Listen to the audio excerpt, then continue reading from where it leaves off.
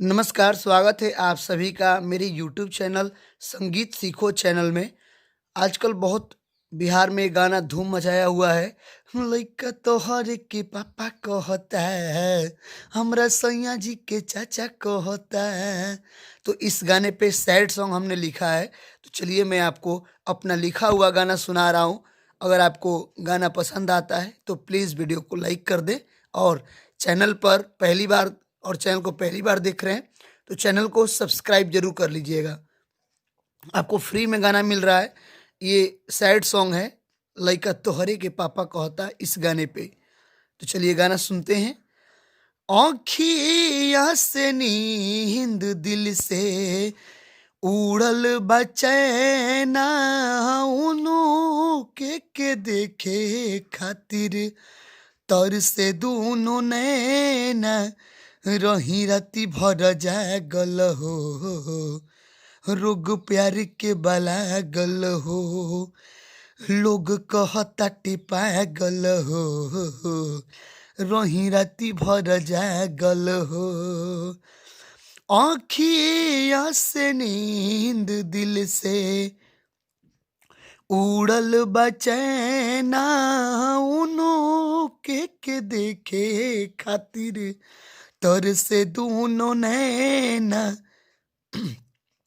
रही राती भर जागल हो, और रोग प्यार के बलागल हो, लोग कहताटे पागल हो, रही राती भर जागल हो। ये मुखड़ा हो गया, ठीक है। यहाँ पे दिल के बाद से जो है छुटा हुआ है, आप इसको जोड़ लीजिएगा।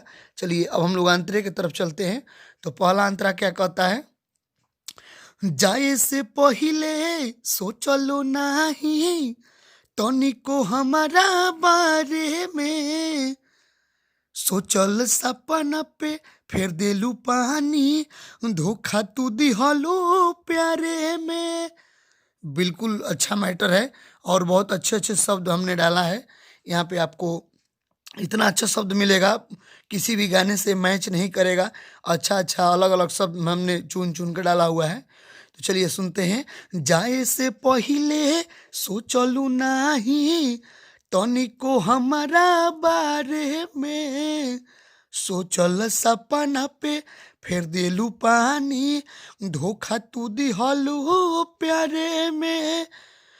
तोहरा बिना जान मनवा अब कैसे मानी, तू का जान तारू कैसे हम जियतानी, घूम लेके दिल दागल हो, रोग प्यार के बलागल हो, लोग कहताटे पागल हो, रोही राती भर जागल हो।